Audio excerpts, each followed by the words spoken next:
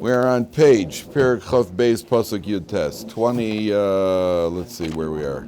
What is it? 1051. Thank you. 1051. Okay. Now here, the Torah starts with a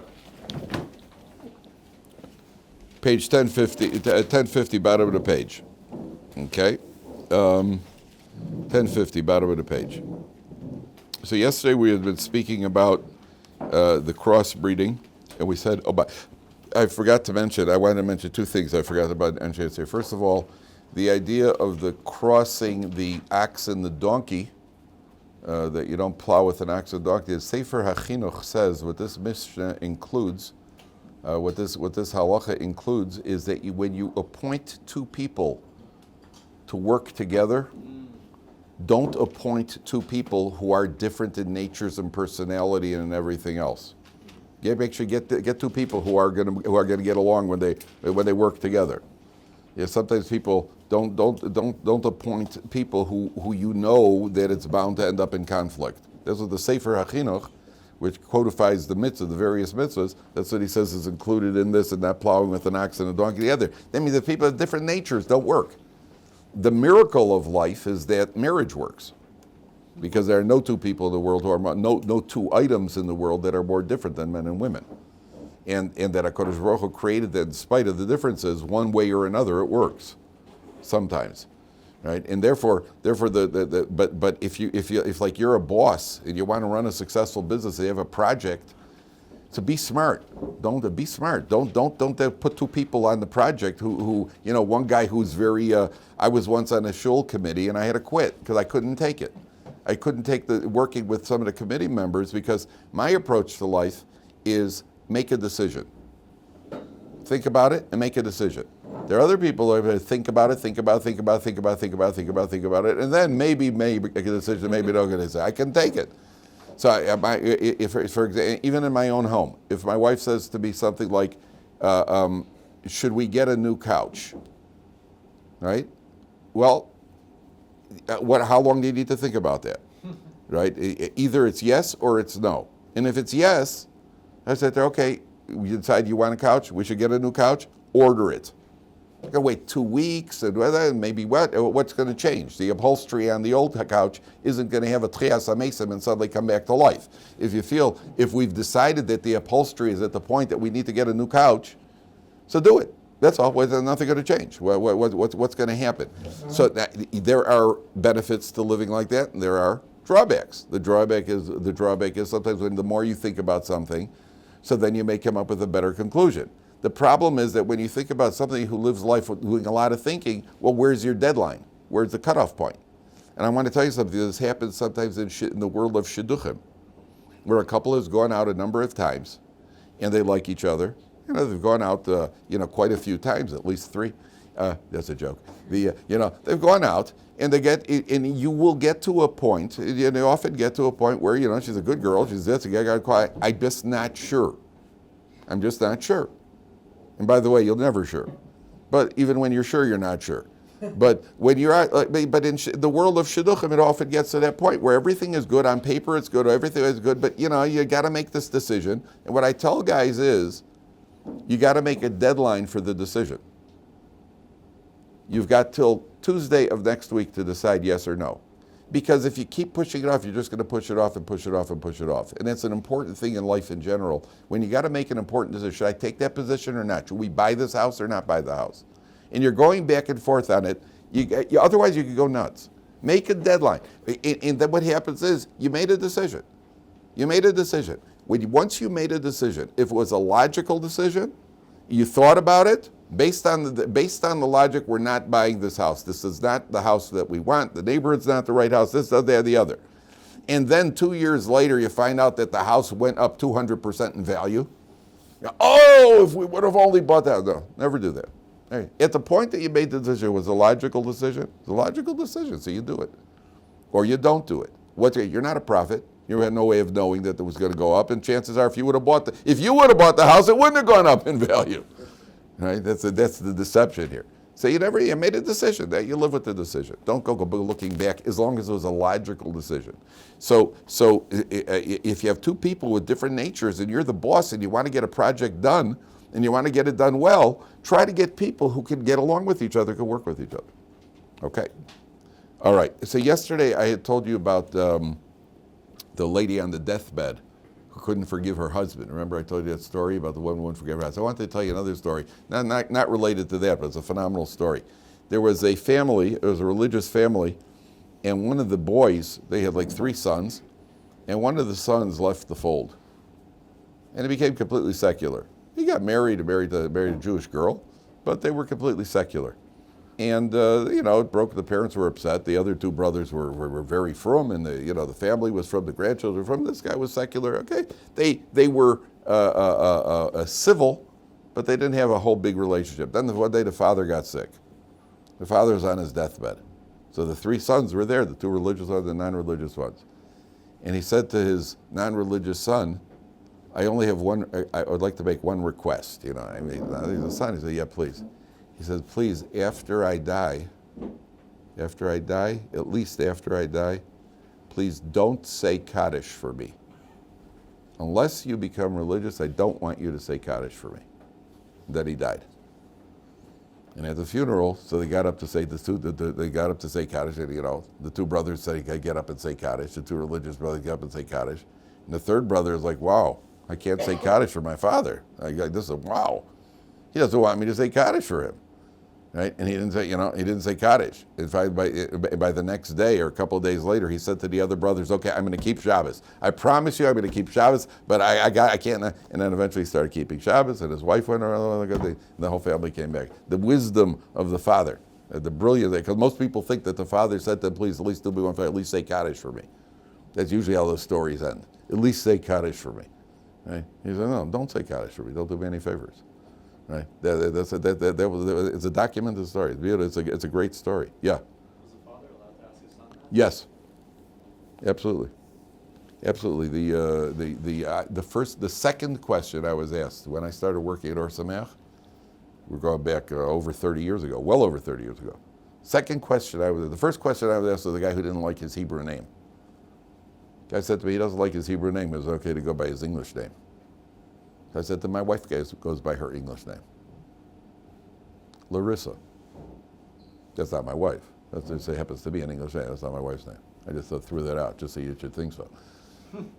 But my wife goes by her English name, and I asked the big halachic authority, and he told me, yeah, no problem. So that was the first question. The second question I was asked was a guy who told me he hates his father so much that when his father dies, he wants to be able to not say Kaddish. That was the second. They don't train you for that in rabbi school. And in rabbi school, it's all about milchik forks falling into fleishik pots. Yeah. And what do you do if you forget Yalav V'yavo? The guy said to me, I just started here. He goes, "Yeah, can I ask you a question?" "Yeah." "Well, I hate my father and I haven't spoken to him in 3 years." The guy was a Baal Tshuva. He said, "I want to know if after a father dies, I could not say Kaddish." And it turned out his father, what he described his father, was absolutely a monster. Right? So I sent him to a halachic authority who told him, if you really hate your father so much, then you are absolved. You do not have to say Kaddish. But you are not allowed to do anything to expedite the death process. And the end of the story was that somehow his father, he made contact with his father. He went home for a visit, and after a short while, things soured. So he took a hatchet and he turned his father's Lexus into a convertible. Which involved the police and what he got. That was not quite the way things were supposed to have worked out. Yeah, that was the second question I was asked. Yeah, and since then I've been asked some doozers. Right, so nothing surprises us anymore. Okay, so here we have the scenario of a man who gets married. At the bottom of page 1050, Ki yikach ish isha uboy le'usnea. A man marries a woman, and they live together, and then he hates her. V'samla alilos devarim, he spreads a rumor. V'hotzi ala shem ra, he spreads a negative report about her. V'omar es ha'isha azos lakachti v'krave le v'lo matzasi la besulim. Now, what the guy says is, listen, we got betrothed, halachic betrothal. what's called kiddushin, which means she's essentially his wife. So I've told you that there are 3 stages in a Jewish marriage. Stage number 1 is they say there are 3 rings in a Jewish marriage. You ever hear that? There are 3 rings. There's the engagement ring, there's the wedding ring, and there's the suffer ring. Right? That's an old joke. I heard that joke many years ago from this really funny little old Jewish man. Yeah, there are 3 rings, and you know what it is. One of those. Okay, so there are 3 stages in a Jewish marriage. There's what's called betrothal. Sorry, 2 stages. There's betrothal, halachic betrothal, which is where you give a woman an item that's worth at least a shava pruta, and our day is a ring, and you say in front of 2 witnesses, Harei at mikudeshes li. At that point, the woman's status changes. There are 3 statuses for a woman. She is either a single woman, or once you give her the ring, she's a betrothed woman, which means she is off limits to all other men. Vis-a-vis all other men, she's a married woman. But this couple cannot live together. They are what's called halachically engaged. But halachic engagement has a very serious ramification. She's a married woman when it comes to any other men. So any man who has a relationship with her now is now committing halachic adultery, as opposed to if she's a single girl where it's simply immorality. The difference being in the time of Sanhedrin, in the time of a Beis Din, there would be a death penalty if a man cohabits with a woman who is halachically betrothed. The 3rd stage is nisuin, where they actually live together and now they are fully a husband and wife. What this guy is claiming is he lived together with his wife and he found out she's not a virgin, and he accuses her of having done something after the halachic betrothal, which is what he's really doing, is a very severe accusation. He's accusing her of adultery. And then they prove that she's not done that. What is his penalty? So it says, take a look at Pasuk Yud Tes. 8 lines from the top. The anshu also meya kesef, he has to pay 100 silver. The nosan lavia nara, he gives to the father of the young lady, depending on her age. Ki hotzi shemra al besulas Yisrael, because he has spread a negative report about a Jewish girl. V'lo si Elisha, she becomes his wife now. Lo yuchal l'shalcha kol yomov. He can never divorce her. He can never divorce her. I know what you're going to ask. Just wait 1 second. Even more. Take a look at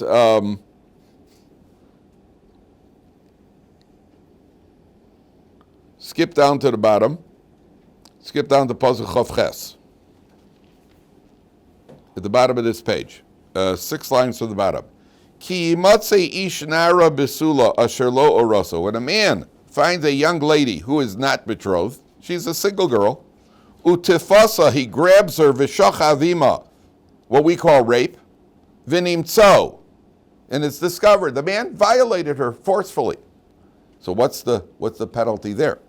V'nasan ha'isha shochevima lavianar chamishim kosef, there he has to pay 50 silver. V'lo si'eh le'isha, she must be his wife, tachas asher ina, because he tormented her, lo yuchal shalcha kol yamav, he can never divorce her. So Nathan wants to know, well, what makes you think she wants to live with him? Right. Right? Right, Nathan? How do you like that? Sounds like punishment for her. Punishment sounds like a punishment for her. What's that? Are you a mind reader? No, it's called Ruach HaKodesh, but don't tell anybody, because I don't want to have to give blessings, unless you pay.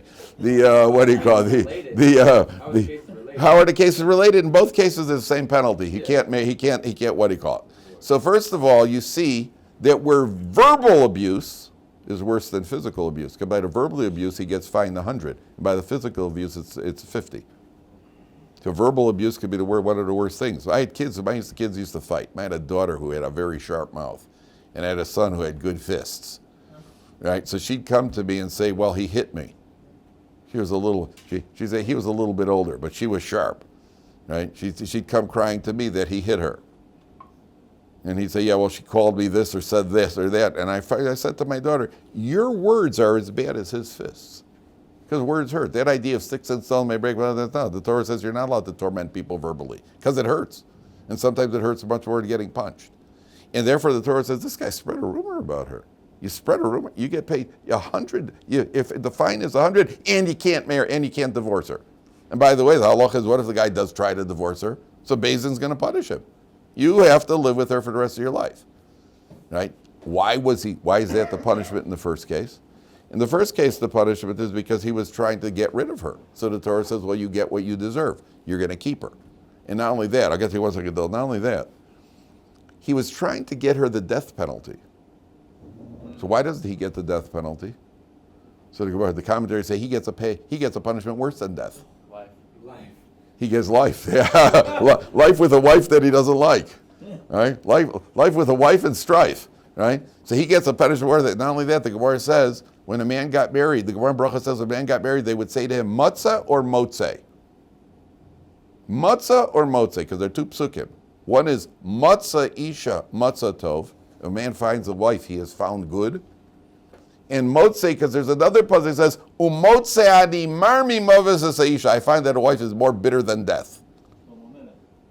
Right. So when a man would get married in Eretz Yisrael, they would say to him, matzah or motzei?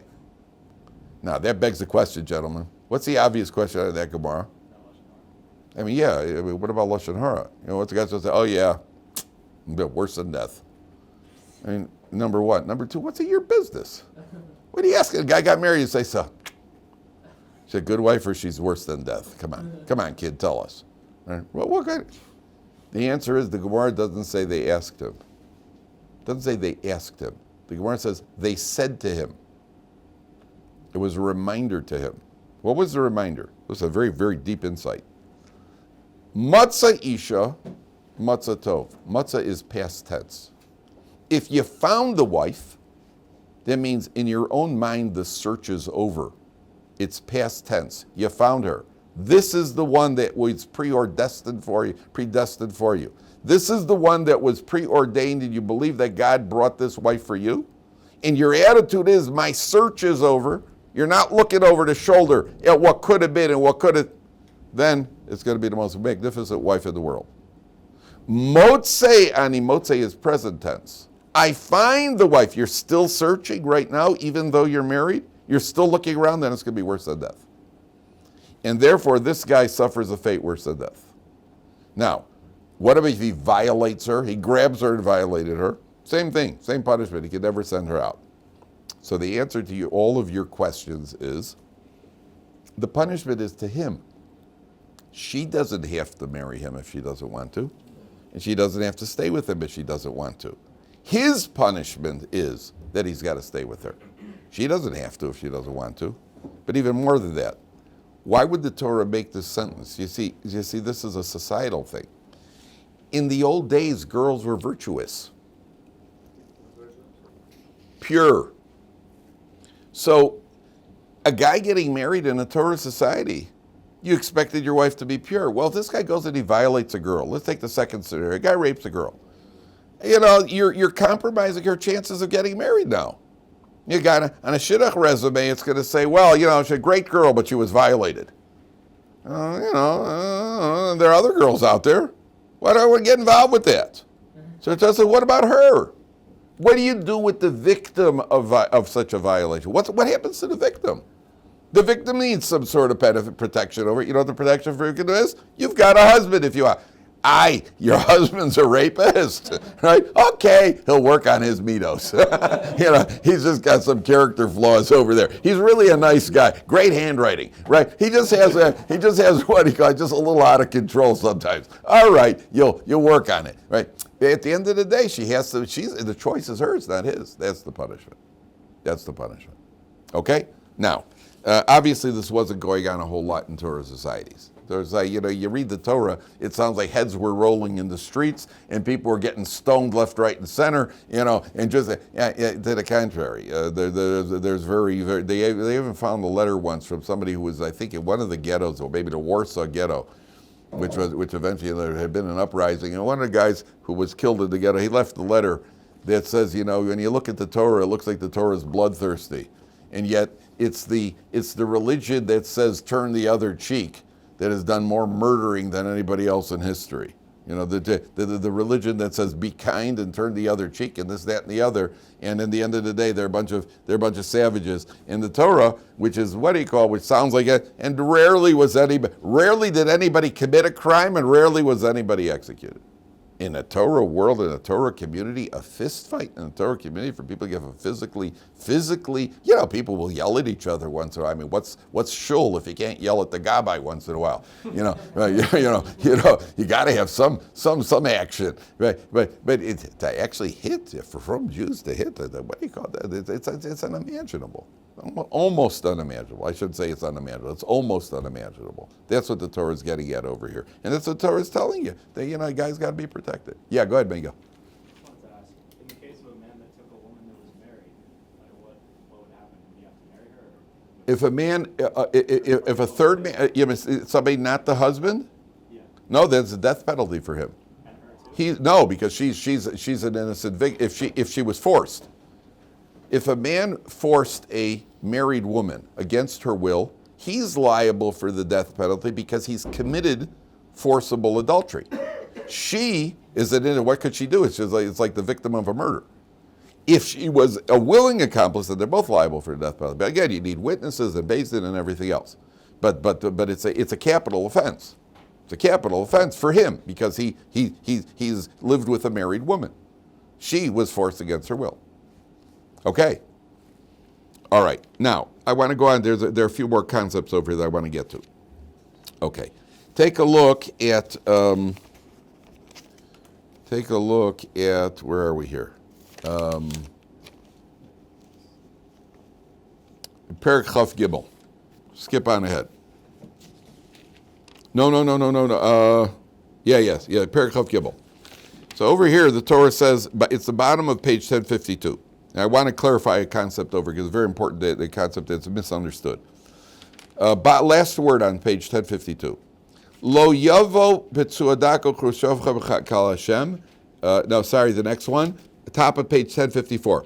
Lo yavo mamzer b'kal Hashem. A mamzer is not allowed into the congregation of Hashem. Gam dor asiri lo yavo lo b'kal Hashem. Even the 10th generation, which means there's no end to the mamzer line, is not allowed in the congregation of Hashem. Now, 2 points here. First of all, we have to define what a mamzer is, and then we have to define what it means to not come into the congregation of Hashem. So, a mamzer, the halachic definition of a mamzer, which is often translated, how did the article just transliterates it? In the world at large, they translate a mamzer as a bastard, which is a mistranslation. Because in the non-Jewish world, a child born out of wedlock is called a bastard. Where in halacha, a child born out of wedlock has zero halachic stigma, zero halachic limitations. That means if a single girl gets pregnant, whether the husband is married or single, whether the man is married or single makes no difference, because theoretically he can marry 2 wives. It's only the Cherem Rabbeinu Gersha doesn't allow it. So if a single girl gets pregnant and has a child, the child has zero halachic limitations in Judaism. If the father is a Kohen, the child's a Kohen, and he can become the Kohen Gadol. He's born out of wedlock. He's got a social stigma. And it certainly wasn't permissible for them to live together. But after the fact, if that's what happened, and she was a single girl, he's got zero halachic limitation. Nathan, hold for a few minutes, then you'll see if you have any questions. If she's a married woman, then it makes no difference whether the father is single or married.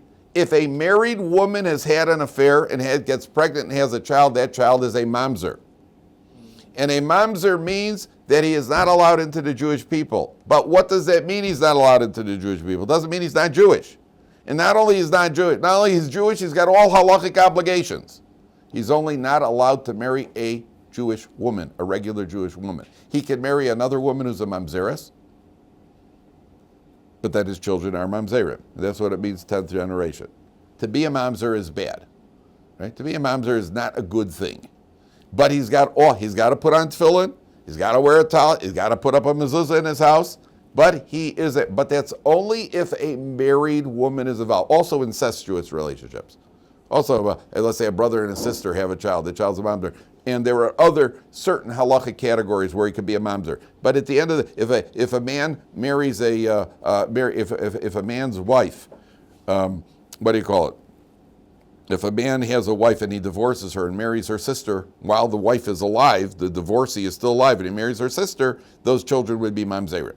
Okay? So a mamzer is, but generally, it's where there is a married woman involved and she's gotten pregnant from somebody other than her husband. That was called a mamzer.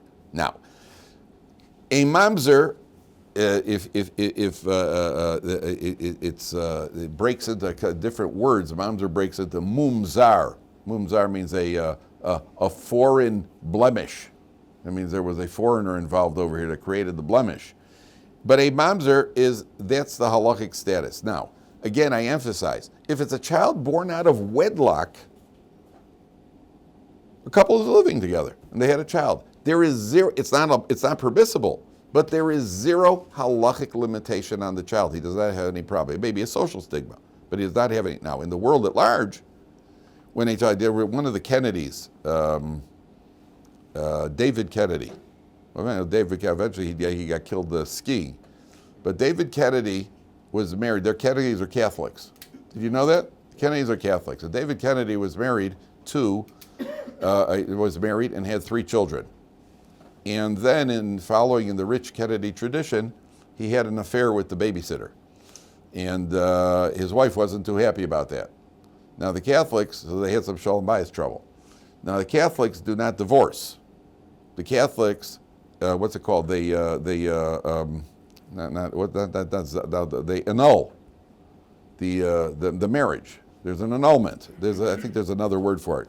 So she was concerned because she was a London, and she said to him, because they obviously wanted to split up. She wasn't too happy. So he said, okay, so we'll just, we'll have to annul the marriage. She said, yeah, but there's a problem because we annul the marriage retroactively, lemafreya, right? Retroactively, what does that make our kids? Because it means that we were never married and the kids are all born out. If retroactively there was never a marriage here, that means these kids are born out of, well, these kids are bastards. That's what she was worried about. And in halacha, that's not an issue. Because in halacha, they're perfectly okay. They're just that they shouldn't have done that. The couple can't live together, but according to halacha, can't live together. It's not permissible. But there's zero halachic limitation. If the father's going to give it, a mamzer has other issues. And a mamzer can only marry another mamzer, for the most part. He can also marry a convert. But the children are going to be mamzerim. And he has all halachic obligations. Got to put on tefillin, got to keep Shabbos, got to eat kosher, the whole kit and caboodle. Now, the obvious question is, Miguel, you want to ask something? No. So any problems with that? Anybody got a question? Yeah, Nathan. What did he do wrong that he deserves to be a mamzer if it was his parents who did something wrong? That's one of the questions. The other question is a man, if a man only has one wife, right, and he sleeps with another woman, is he committing adultery? No, because as long as she's single, he's not allowed to. Let's get that clear. He's not allowed to. But again, since theoretically he could marry her by Torah law, he could marry her. Because a man's allowed more than one wife. What if she's not Jewish? If she's not Jewish, the child's not a mamzer. The child's just not Jewish. It's not allowed or it's allowed? The child, it's not allowed. Is it then considered adultery? Of course it's not allowed. You say you can have a second wife according to Jewish law. Not a non-Jewish one. No, you can't have a non-Jewish life. No. Is it then considered Yeah. We try to stay with our own. Yes. Is it then considered adultery if she's not No, Jewish? it's not adultery. It's just living with a non-Jewish woman, which is itself not clear exactly what the prohibition is. Now, to marry a non-Jewish woman, to live with a non-Jewish woman, according to some, it's a prohibition based on the scriptures. But the scriptures say that man will be cut off. The punishment, there's a severe. In other, hey guys, The answer is no. Let's get that clear. No. There are no leniencies, no probation. It's only a question of what degree of Gehenna he's going to get. That's a question. But the child, if a child born out of wedlock, if a child's born a Jewish man with a non-Jewish woman, they have a child's not Jewish. The child's not Jewish. Okay, then there's the question that everybody asks about the mamzer, but it's not fair. What did the kid do wrong? Were you wondering about that? That's more Ruach HaKodesh, by the way. Just put some money on the table, guys. The answer. What's interesting is people always ask this about the mamzer. What about a woman who's a heroin addict and she has a child? The child is born heroin addicted. Would you be bothered by that? Going to be expensive, yeah. What they put in his bottle, yeah. happiest baby in the city. I heard about a couple once. They couldn't get their kid to sleep at night. Little baby is 1.5 to go. Why couldn't the baby? Instead of giving him a bottle with milk, they put Pepsi in his bottle. So the baby's lying in bed drinking caffeine. For a baby to knock off a bottle, it's like you're drinking 4 cups of coffee before you go to sleep. And they're wondering why is little Josh doesn't want to sleep over there. And he's out. He's happiest baby in Yerushalayim, right? Couldn't figure it out. So the what do you call it? The answer is that there are a lot of children who suffer because of their parents, and it's not the child's fault. And any child that's born with a genetic disease, what did he do wrong? What's it his fault? Right? So that question could be asked by anybody.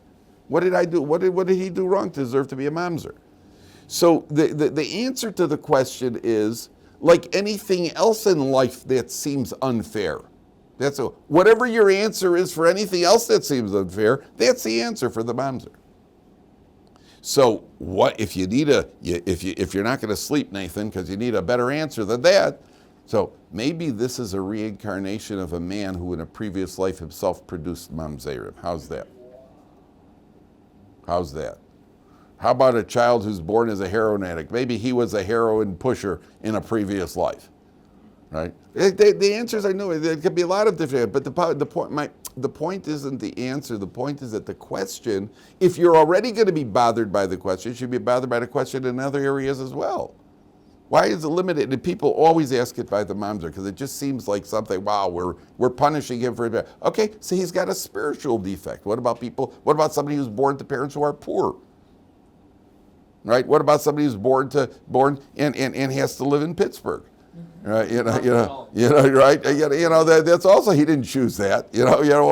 What did he do wrong? Right? Yeah, so what did he do wrong? Yeah, gotcha. Yeah, the answer that just jumps to mind for me is that, well, when these two people got together,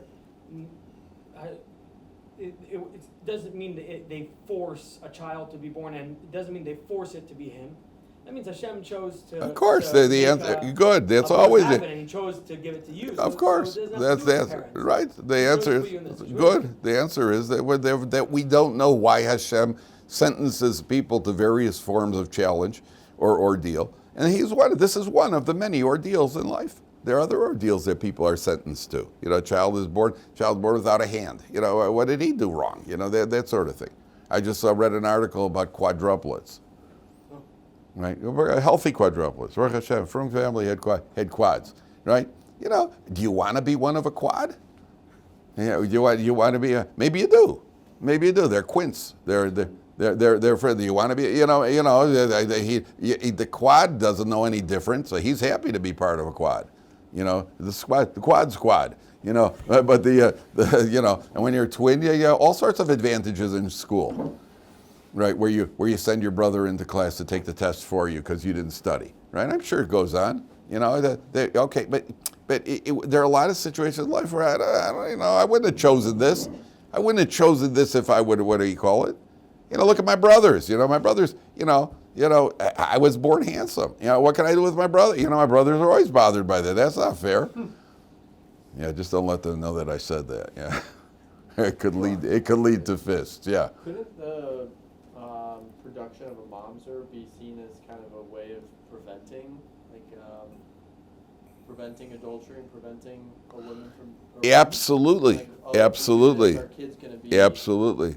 Very good. That's what. That's very good. Very good. That sometimes the punishment that the Torah says, the consequences. That's like, hey, I really don't want to get involved with this. Yeah, I won't take if it's consequences to you, you might accept it. Absolutely. Kids, you might say, okay, I don't want to do that. Absolutely. There are a lot of things that stops parents. One of the things that stops parents from doing a lot of things is the concern that they have kids. Yeah.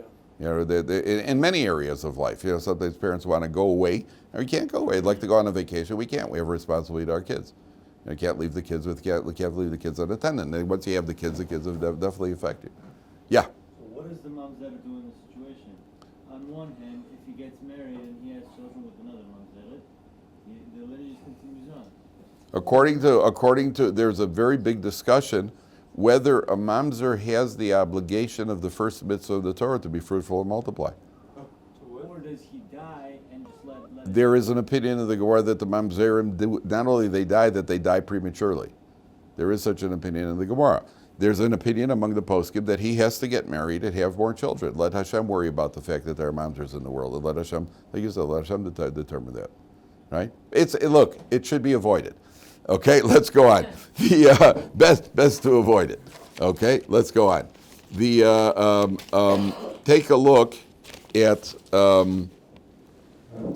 the bottom of the page. Okay, this is really the one I wanted to get to today. We're not going to have that much time to do it, but let's take a look. Ki Seitzei machane al oivecha. You know what? We're gonna have to stop anyway because I have to do it. We'll pick this up next time. They're very important over here. Okay. Thank you, Rabbi.